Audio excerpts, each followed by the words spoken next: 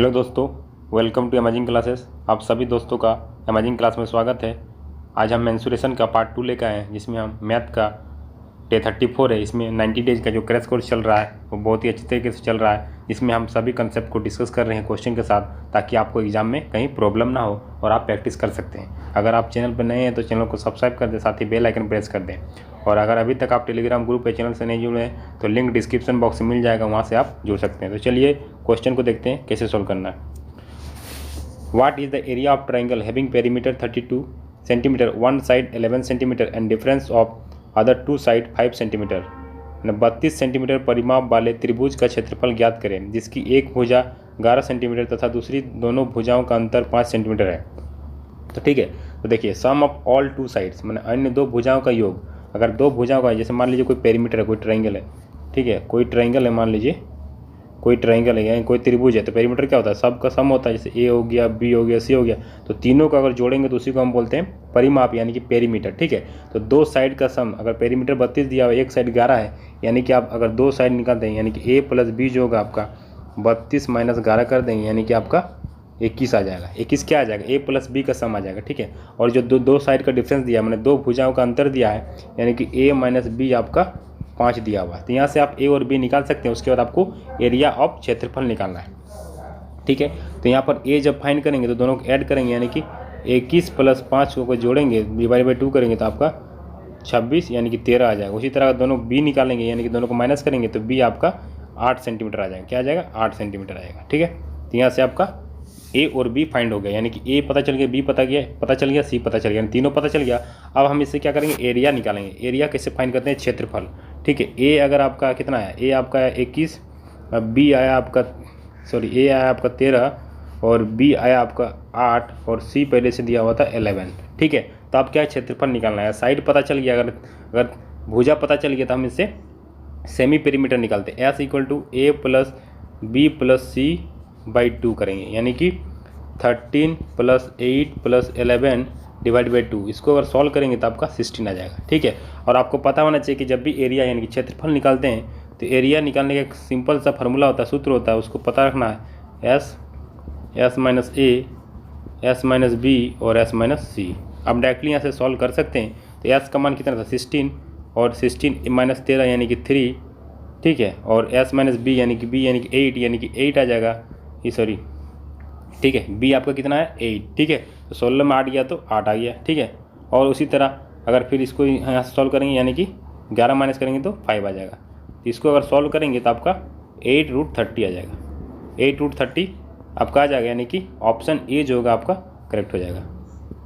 चलिए next question देखते हैं। Question number 22। 360 square centimetre and 250 square centimetre are area of two similar triangle. If the length of one of the side of first triangle be 8 cm, then the length of the corresponding side of second triangle is। दो समरूप त्रिभुज के क्षेत्रफल 360 centimetre square तथा 250 centimetre square है। यदि पहले त्रिभुज की भुजा 8 सेंटीमीटर, तब दूसरे त्रिभुज की भुजा ज्ञात करें।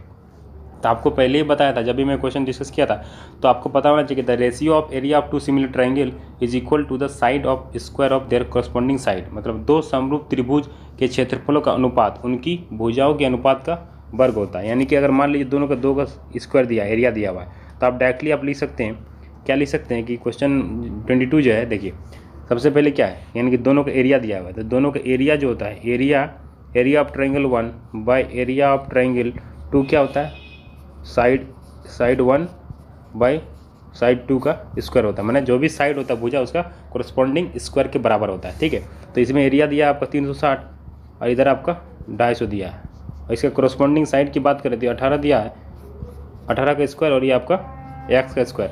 तो यहाँ से आप एक्स फाइंड करेंगे तो एक्स का मान जो आएगा आपका 20/3 आ जाएगा। 20/3 यानी कि 6/2/3, यानी कि ऑप्शन सी आपका करेक्ट हो जाएगा। चलिए next question. Question number 23. A horse is tied to post by rope. If the horse move along a circular path, always keeping the rope stretched, and describe 88 meter when it has stretched out 72 degree at the center, the length of the rope is। किसी घोड़े को रस्सी की सहायता से खंभे से बांध दिया गया। ठीक है, मैंने खंभे से बांध दिया गया, जैसे मान लीजिए घोड़े को बांध दिया गया, तो घोड़ा जो है इस तरह करके कोई चढ़ता है, मैंने चलता है तो क्या हुआ 88 मीटर, यानी कि 88 मीटर ये आर्क बनाता है, मैंने चाप बनाता है, ठीक है। तो उसका 72 डिग्री दिया हुआ है। तो इसको फाइंड करना है कि लेंथ ऑफ आर्क निकालना है, मतलब कि चाप के बराबर चलता है तथा केंद्र पर 72 डिग्री का कोण अंतरित करता है, तो तब रस्सी की लंबाई ज्ञात करें। यानी रस्सी की लंबाई आपको फाइंड करना है, यानी कि रेडियस निकालना है, यानी कि त्रिज्या निकालना है, ठीक है। तो लेंथ ऑफ आर्क का फॉर्मूला क्या होता है, तो आर्क का जो लेंथ होता है क्या होता है, θ/360 इंटू 2πr, ठीक है। तो यहाँ से थीटा क्या है 72 है, 360 है और 2 है, 22/7 है और ये r है इक्वल टू 88 दिया हुआ। तो यहाँ से आप r फाइंड कर सकते हैं। इसको अगर सॉल्व करेंगे तो r का मान जो आएगा आपका 70 मीटर आ जाएगा। कितना आ जाएगा 70, यानी कि ऑप्शन ए आपका करेक्ट हो जाएगा। चलिए question number 24, the external fencing of a circular path around a circular plot of length is 33 metre more than its interior fencing, the width of path around the plot is. किसी वृत्ताकार मैदान की आंतरिक परिधि तथा बाहरी परिधि के में 33 मीटर का अंतर है, तो रास्ते की चौड़ाई याद करें, ठीक है। अब देखिए सिंपल इस तरह करके वो ये आपका है, तो रास्ते की चौड़ाई निकालना मतलब ये आपको निकालना है, थिकनेस फाइंड करना है, ठीक है। तो आपको पता होना चाहिए जब भी सर्कम्फ्रेंस होता है, यानी कि ये इस एरिया को बात करेंगे तो क्या हुआ, क्या दिया, दोनों का डिफरेंस दिया है, क्या दिया है सर्कुलर फेंसिंग, मतलब कि वृत्ताकार, यानी कि डिफरेंस क्या हो जाएगा 2πr माइनस 2πr, जो डिफरेंस है 33 है। तो यहाँ से आप फाइंड कर सकते हैं r माइनस r, यही तो आपको निकालना है थिकनेस, तो 33 और ये 22, यानी कि 22/7 इंटू 2। तो इसको आप सॉल्व करेंगे तो आपका 21/4 यानी कि 5.25 मीटर आपका आंसर हो जाएगा, यानी कि ऑप्शन बी आपका करेक्ट हो जाएगा। चलिए next question, question number 25, the perimeter of rhombus is 40 centimetre if the length of one of its diagonal is 12 centimetre, the length of other diagonal is. समचतुर्भुज का परिमाप 40 सेंटीमीटर है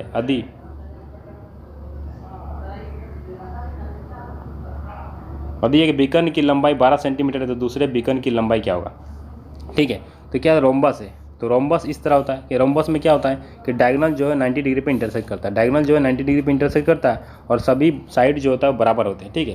यानी पेरीमीटर ऑफ रोम्बस जो दिया हुआ है 40 दिया, यानी कि पेरीमीटर क्या होगा सभी का समझ जाएगा, ए दिया हुआ ए दिया हुआ ए दिया, यानी कि 4a इक्वल टू 40, यानी कि आपका a इक्वल टू 10 आ गया। यहाँ से आप साइड निकाल लिए, we know that diagonal of rhombus bisect each other at right angle. जैसा कि हम जानते हैं कि समचतुर्भुज के बीकन एक दूसरे को समकोण पर विभाजित करते हैं, ठीक है। तो यहाँ से हम ट्रायंगल ओ ले लेते हैं, ठीक है,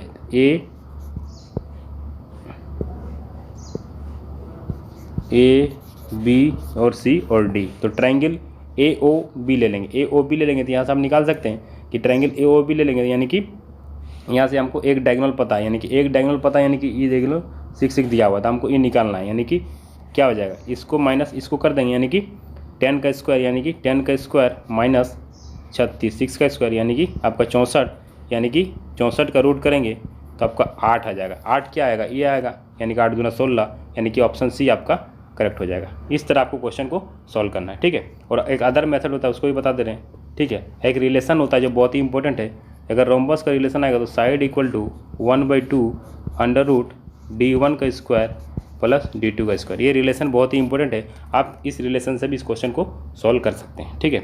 इसको भी देख लेते हैं, मान लो साइज 10 है तो 10 लिख दिए, 1/2 डायगोनल का स्क्वायर यानी 12 का स्क्वायर प्लस d2 का स्क्वायर, यहाँ से आप सॉल्व करेंगे तो आपका हो जाएगा 20, ठीक है। तो यहाँ 20 अंडर रूट 144 प्लस d2 का स्क्वायर, तो यहाँ इसको स्क्वायर करेंगे यानी कि 400 हो जाएगा, इधर 144, माने 400 में 144 माइनस करेंगे तो 256 आ जाएगा, यानी कि 256 का अगर रूट करेंगे तो आपका 16 आ जाएगा। तो यहाँ से भी आप डायरेक्टली फाइंड कर सकते हैं, ठीक है। Question number 26, the perimeter of rhombus is 40 centimetre and the measure of angle is 60 degree, then the area of it is. किसी समचतुर्भुज का परिमाप 40 सेंटीमीटर तथा एक कोण 60 डिग्री है, तब क्षेत्रफल ज्ञात करें, ठीक है। तो देखिए रोम्बस यानी कि समचतुर्भुज, ठीक है। एक रोम्बस बना दिए, इसका क्या हुआ, सभी साइड बराबर होता है, ठीक है। जैसे मान लीजिए ए हो गया, ठीक है, ये बी हो गया, ये आपका सी हो गया, आपका डी हो गया, ठीक है। ये क्या है, एक डायगोनल है, क्या है, डायगोनल, ठीक है, विकर्ण, ठीक है। तो एक जो है आपका सभी साइड का पेरीमीटर 40 है, यानी कि 4a बराबर आपका 40 हो गया, यानी कि a बराबर आपका 10 हो गया, a बराबर आपका 10 हो गया, यानी कि सभी साइड जो है आपका 10 सेंटीमीटर का हो जाएगा, ठीक है। एक कोण जो आपका 60 डिग्री है, ठीक है। एक कोण आपका 60 डिग्री है, अगर दोनों साइड बराबर होगा यानी क्या होगा, आइसोसेलेस ट्रायंगल होगा, यानी कि ये भी 60 डिग्री हो जाएगा, ये भी 60 डिग्री हो जाएगा, तीनों 60 डिग्री हो जाएगा। इसका मतलब क्या है, इक्विलेटरल ट्रायंगल हो गया। तो हम लिख सकते हैं कि ABC जो है आपका एक इक्विलेटरल ट्रायंगल है, यानी कि एक समबाहु त्रिभुज है। तो हम ट्रायंगल, एरिया ऑफ ट्रायंगल, ठीक है, एरिया ऑफ ट्रायंगल निकाल लेंगे, यानी कि एरिया ऑफ ट्रायंगल ABC क्या होता है, √3/4 साइड स्क्वायर यानी कि 10 का स्क्वायर। ये क्या हो गया, एरिया ऑफ ट्रायंगल ABC हो गया। इसका ट्वाइस कर देंगे तो आपका आंसर आ जाएगा। इसको आप सॉल्व करेंगे तो 25√3 आ जाएगा, 25√3। लेकिन पूरा ABCD यानी कि रोम्बस ABCD का एरिया निकालना, यानी कि ट्वाइस हो जाएगा, यानी कि 50√3 हो जाएगा, यानी कि ऑप्शन बी जो होगा आपका करेक्ट हो जाएगा, ठीक है। चलिए next question. ABCD is a parallelogram, P and Q are the midpoint of side BC and CD respectively. If the area of triangle ABC is 12 centimeter square, then the area of triangle APQ is। ABCD एक समांतर चतुर्भुज है और भुजा BC तथा CD के मध्य बिंदु P तथा Q है।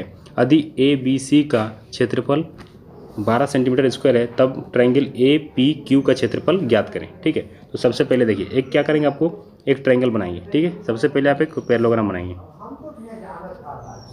एक पैरेललोग्राम बना दिए, ठीक है। ABC और D एक पैरेललोग्राम हो गया, ठीक है।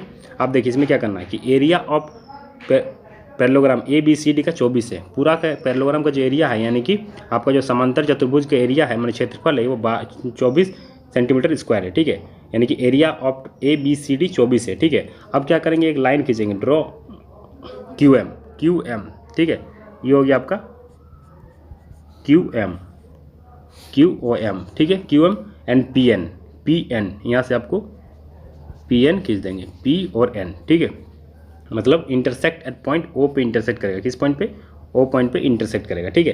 तो QM तथा PN बिंदु O पर इंटरसेक्ट करते हैं, ठीक है। तो एरिया ऑफ, ठीक है। अब देखिए इस लाइन को क्या करना, आप देखिए simply area of triangle POQ, area of triangle, ठीक है, एरिया ऑफ पैरेललोग्राम PO है आपका, ठीक है।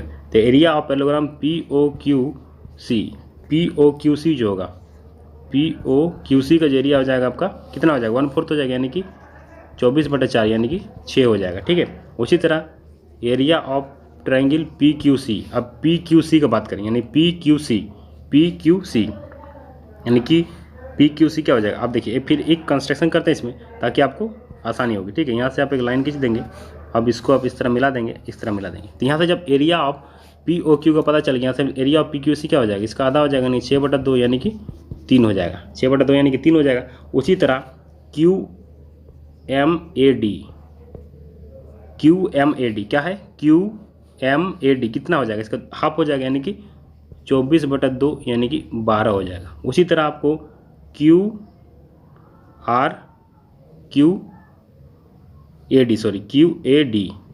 का देखें, मैंने QAD क्या हो जाएगा, आधा हो जाएगा, यानी कि 6 हो जाएगा, QAD आपका 6 हो जाएगा। उसी तरह आप इसको करेंगे तो ABP का जो होगा, यानी कि ABP का भी क्या हो जाएगा, 12, ठीक है, यानी कि A पूरा का अगर 12 है, यानी कि तो इसका ABP क्या हो जाएगा, आधा हो जाएगा, यानी कि आपका 6 हो जाएगा। तो यहाँ से आप सब फाइंड निकाल लिए, इसका भी 6 हो गया, इसका भी 6 हो गया, इसका भी 6 हो गया, ठीक है। सभी का एरिया 6 हो गया, यानी कि हमको निकालना किसका है, हमको निकालना है APQ, मैंने इसका एरिया निकालना है, इसका एरिया निकालना है, यानी कि टोटल कितना है, टोटल अगर 24 है, 24 में 18 माइनस कर देंगे, यानी कि आपका आंसर आ जाएगा, ठीक है। 24 में सॉरी इसका 3 है ना, PQC इसका 3 है, ठीक है, इसका 3 है, और ABP का 6 है और इसका 3 है, यानी कि टोटल कितना है, 24, यानी कि 24 में अगर हम 15 माइनस कर देंगे, यानी कि 9 आपका राइट आंसर हो जाएगा, यानी कि ऑप्शन सी आपका करेक्ट हो जाएगा। चलिए next question number 28। The side of rhombus are 10 centimetre each and a diagonal measure 16 centimetre. Area of rhombus is. समचतुर्भुज की प्रत्येक भुजा 10 सेंटीमीटर तथा एक विकर्ण की लंबाई 16 सेंटीमीटर है, तो समचतुर्भुज का क्षेत्रफल ज्ञात करें। तो सिंपल से आपको पहले रोम्बस बनाना है, क्या बनाना है, रोम्बस यानी समचतुर्भुज बनाना है, यानी कि A, B, C और D, ठीक है। आपको पता है कि डायगोनल जो है ये 90 डिग्री पे बाइसेक्ट करते हैं। जब भी आपका समचतुर्भुज होगा यानी रोम्बस होगा तो डायगोनल आपका बाइसेक्ट करेंगे, ठीक है। साइड है यानी कि सभी का 10 है, कितना है 10, 10 सेंटीमीटर सभी का भुजा है, यानी कि इन ट्रायंगल, अब इसको ओ मान लेते हैं, ठीक है। यानी कि ट्रायंगल ओ डी सी की बात करें, ट्रायंगल ओ डी सी की बात करें, यानी कि देखिए एक डायगोनल दिया है 16, यानी कि 8 इसको ले लेंगे, इसको 8 ले लेंगे, तो आपको ये चाहिए, क्या चाहिए, ओ सी चाहिए, यानी कि ओ सी का स्क्वायर इक्वल टू क्या हो जाएगा, सी डी का स्क्वायर माइनस ओ डी का स्क्वायर करेंगे। तो यहाँ से आपका सी डी कितना है, सी डी आपका 10, यानी कि 10 का स्क्वायर यानी कि 100, और ओ डी कितना है, ओ डी आपका 8 यानी कि 64, यानी कि 36, यानी कि ओ सी आपका 6 आ जाएगा, यानी कि ए सी कितना हो जाएगा, डबल हो जाएगा, यानी कि 6 दूना 12, यानी कि 6 दूना 12। तो पूछा गया कि एरिया आप, ठीक है, अब 12 निकल गया डायगोनल, तो आपको पता होना चाहिए कि जब भी हम क्षेत्रफल निकालते हैं एरिया ऑफ रोम्बस, ठीक है, एरिया ऑफ रोम्बस कैसे निकालेंगे, देखिए एरिया ऑफ रोम्बस निकालना होगा, तो एरिया जब भी निकालना, क्षेत्रफल निकालना होगा, एरिया जब भी निकालना होगा ए बी सी डी का, तो हम डायरेक्टली निकाल सकते हैं। इसका फॉर्मूला होता है half into product of diagonals, मैंने दोनों विकर्ण का मल्टीप्लाई कर देंगे तो आपका आंसर निकल जाएगा, यानी कि हाफ तो पहले से होगा, और एक डायगोनल कितना था, 16 था, और हम जो निकाले थे वो 12 था। अब इसको सॉल्व करेंगे, यानी कि 12 × 96, यानी कि 96 सेंटीमीटर स्क्वायर जो होगा इसका क्षेत्रफल हो जाएगा, यानी कि अगर आप आंसर देखेंगे यानी कि ऑप्शन ए जो होगा आपका करेक्ट हो जाएगा, ठीक है। चलिए next question, question number 29, the cost of carpentry a room is ₹120 if the width had been 4 meter less, the cost of carpet would have been ₹20 less, the width of room is, किसी कमरे के रंगने का खर्च ₹120 है, यदि चौड़ाई 4 metre कम होती है तो खर्च ₹20 कम होता है, तो कमरे की चौड़ाई ज्ञात करें, ठीक है।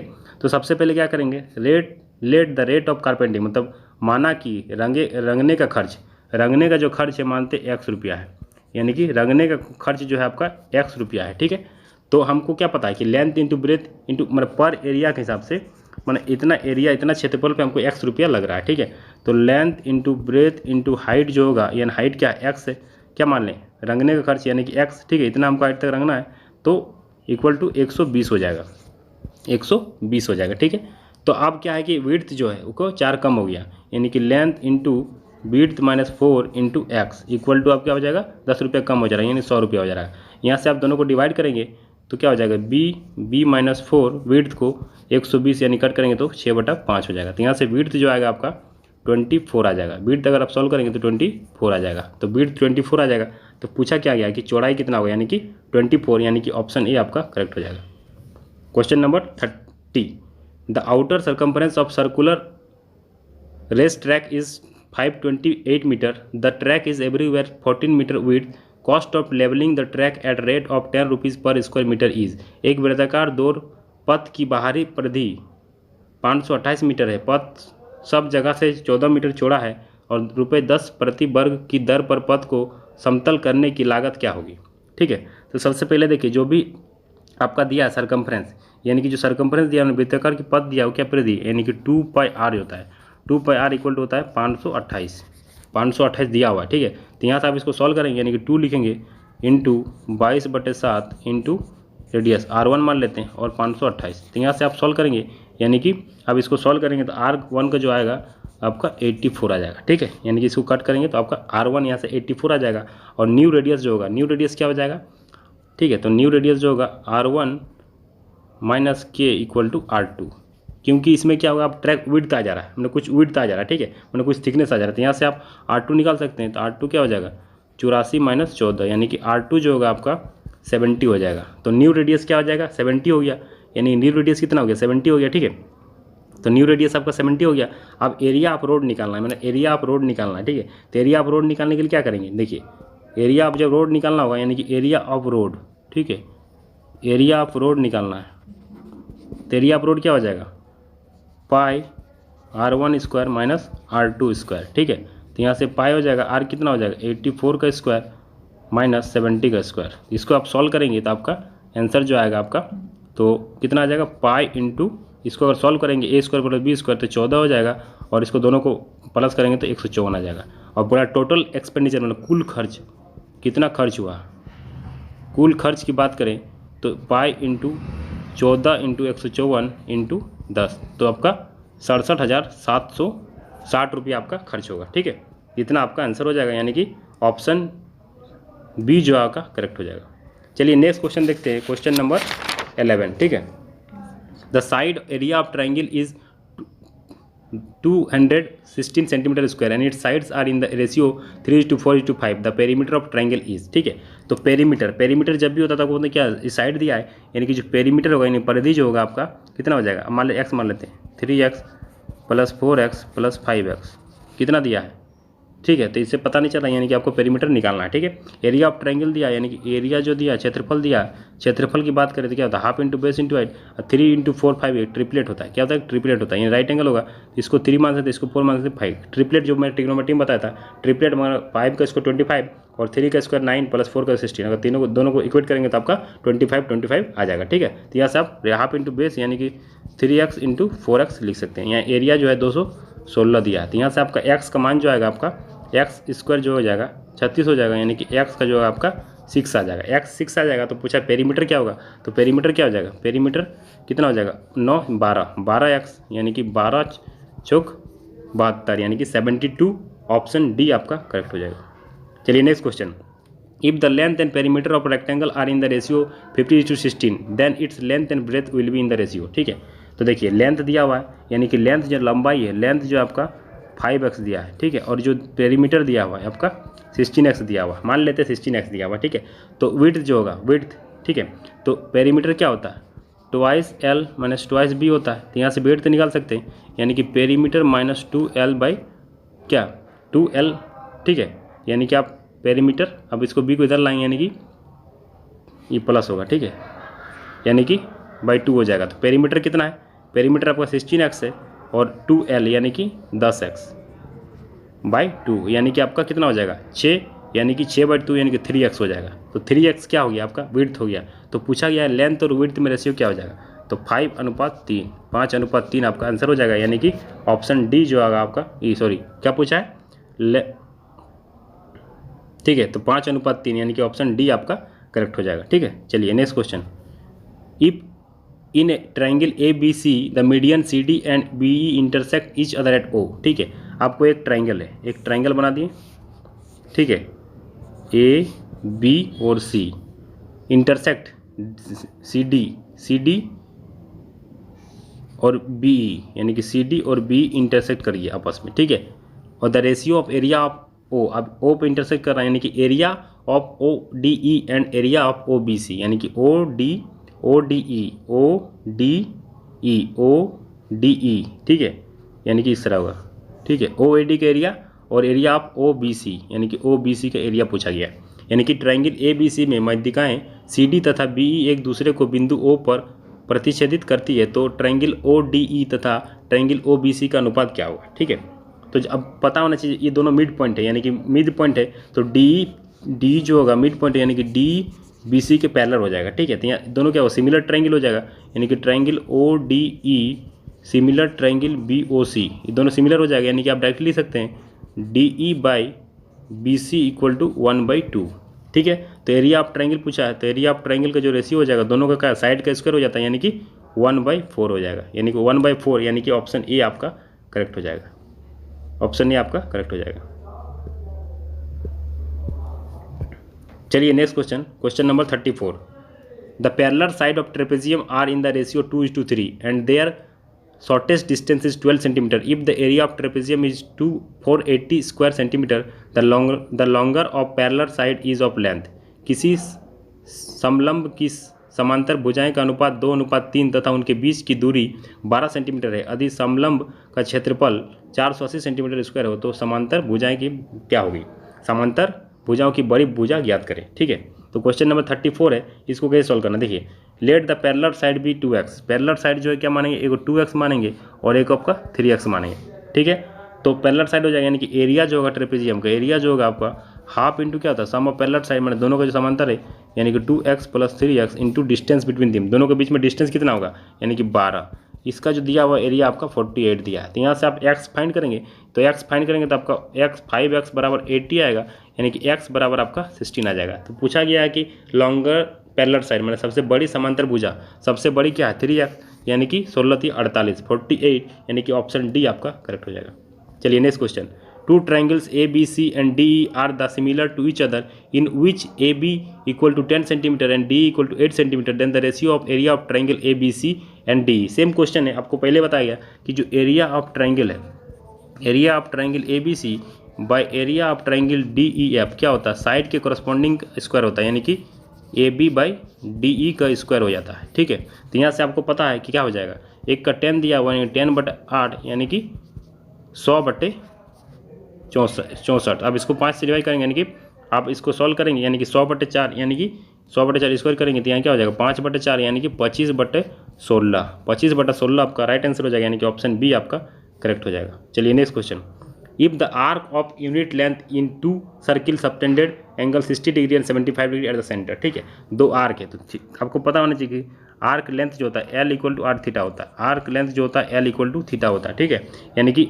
R1 = दोनों का आर्क लेंथ बराबर यानी कि R2 = थीटा 2 हो जाएगा। ठीक है, तो एक एंगल 60 डिग्री बना रहा है, एक एंगल 75 डिग्री बना रहा है। दो वृत्तों के यूनिट लंबाई के चाप केंद्र पर 60 डिग्री तथा 75 डिग्री के कोण अंतरित करते हैं तो त्रिज्या का अनुपात ज्ञात करें। मैंने आपको रेडियस निकालना है यानी कि R1/R2 निकालना है, यानी कि θ2/θ1 हो जाएगा। तो θ2 कितना 75/60 यानी कि 15 15 5 15 चौक माने 5:4 माने ऑप्शन सी आपका करेक्ट हो जाएगा।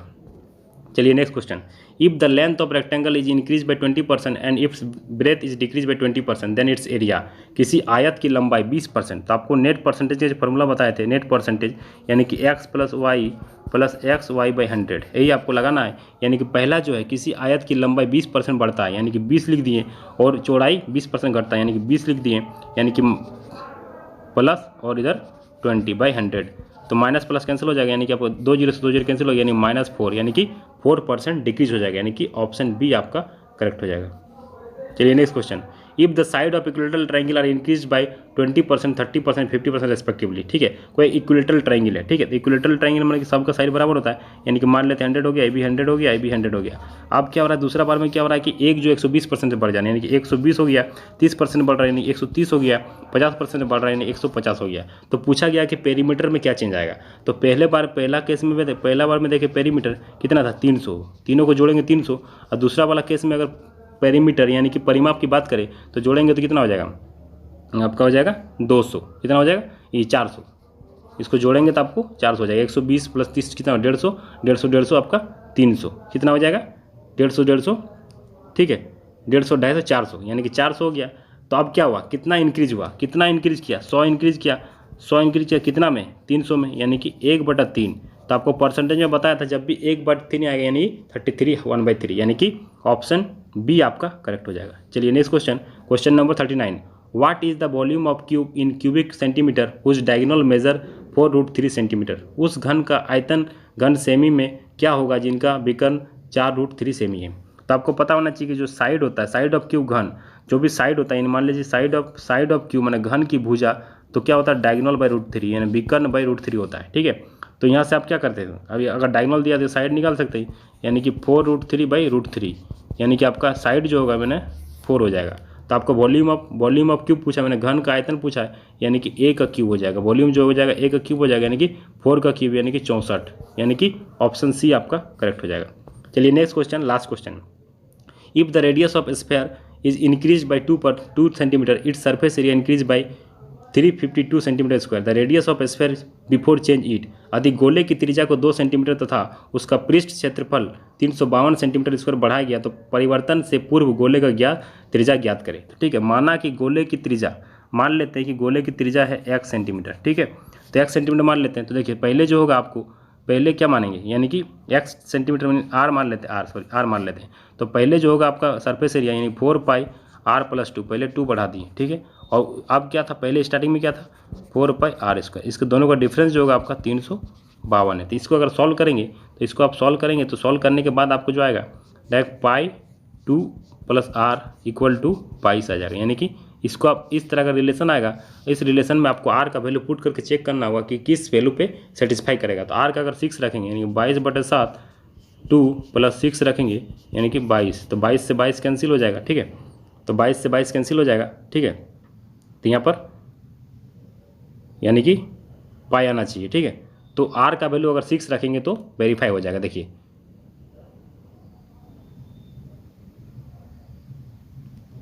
सॉरी यहाँ पर 1 होगा। ठीक है, 1 होगा। इसको अगर सॉल्व करेंगे तो π1 + r हो जाएगा, यानी कि r का वैल्यू 6 अगर पुट करेंगे तो आपका ये कंडीशन सेटिस्फाई करेगा, यानी कि r का जो होगा आपका डी ऑप्शन राइट हो जाएगा। यानी कि रेडियस जो होगा आपका 6 सेंटीमीटर हो जाएगा। तो इसमें पूछा गया क्वेश्चन में देखिए, यदि गोले का त्रिज्या को 2 सेंटीमीटर तथा उसका पृष्ठ क्षेत्रफल 352 सेंटीमीटर बढ़ाया गया तो परिवर्तन से पूर्व गोले का त्रिज्या ज्ञात करें। मैंने स्टार्टिंग में रेडियस क्या होगा, रेडियस ऑफ स्फीयर क्या होगा, तो जो पहले 2 सेंटीमीटर से बढ़ाएं तो 4 पाई r प्लस 2 का स्क्वायर हो जाएगा minus 4 pi r square equal to 352 हो जाएगा। तो 352 इसको सॉल्व करेंगे तो इस तरह रिलेशन आएगा, यहाँ से r का वैल्यू 6 पुट करेंगे तो आपका आंसर आ जाएगा, यानी कि ऑप्शन डी आपका करेक्ट हो जाएगा। अगर आप अभी तक टेलीग्राम ग्रुप या चैनल से नहीं जुड़े तो लिंक डिस्क्रिप्शन बॉक्स में मिल जाएगा, वहाँ से जुड़ सकते हैं। वहाँ पर आपको क्लास का PDF प्लस टेस्ट का लिंक मिल जाएगा, वहाँ से आप टेस्ट भी फ्री ऑनलाइन टेस्ट दे सकते हैं। आशा करता हूँ कि आपको वीडियो अच्छा लगा है। अगर अच्छा लगे तो लाइक करें और दोस्तों में शेयर करें ताकि सभी लोग देखें और कंसेप्ट को सीखें। अगर कहीं डाउट हो तो कमेंट जरूर करें। अगर आप चैनल पर नहीं है तो चैनल को सब्सक्राइब कर दें, साथ ही बेल आइकन प्रेस करना ना भूलें ताकि जो भी वीडियो अपलोड करो आप तक नोटिफिकेशन पहुँचे। Thank you for watching this video.